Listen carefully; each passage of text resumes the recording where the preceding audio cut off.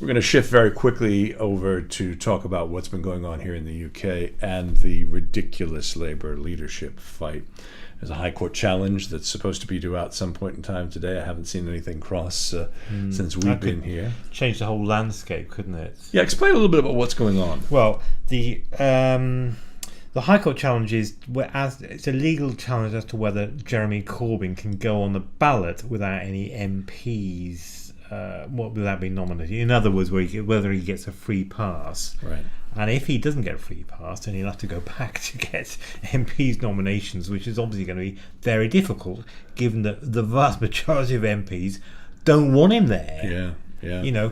And you have this situation where he's a hard left leader of the Labour Party. If you look at his background, he's supported a series of extreme left causes, and he's up against the MP for Pontypridd, Owen Smith. But Owen just also went left yesterday. Well, yeah, he did. I mean, he did, but he's supposedly the soft left alternative to Jeremy Corbyn. And he pledged to end austerity yesterday. And he also pledged a £3 billion wealth tax. That doesn't sound soft left to me. I think what he's doing there, I think he's playing to the harder left, extreme left supporters of Jeremy Corbyn.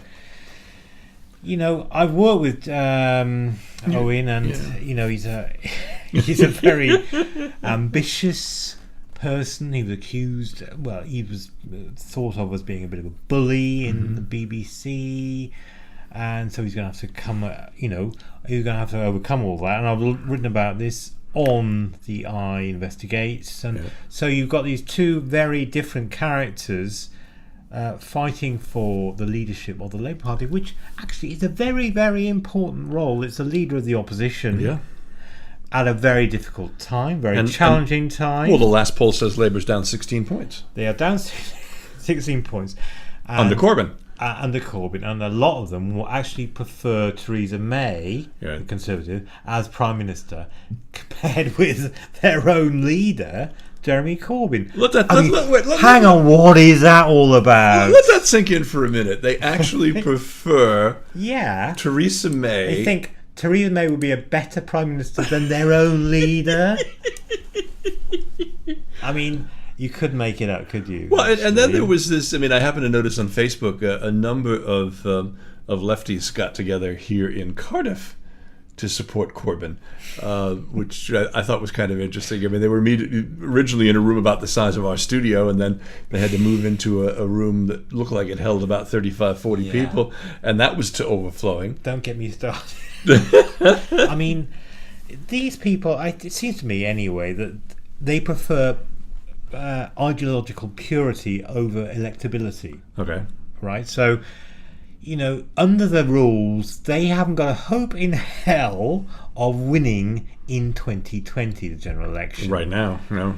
And they think, I think... unless Brexit is cocked up so badly that it tanks the economy. Yeah, but I mean, he, i.e. Corbyn, supposedly supported coming out of the EU in 75 and was a bit half-hearted about Remain a few months ago. Oh yeah, he was virtually invisible. So what is that all about? Yeah. I'll tell you what it's about. It's about hard left not liking the European Union. Sure. And so I can't see any situation whereby they will win the next general election. I just can't. Oh, it's just insane. It's just insane. I'm speaking as somebody who pounded the beat in the early 80s, selling what were impossible policies.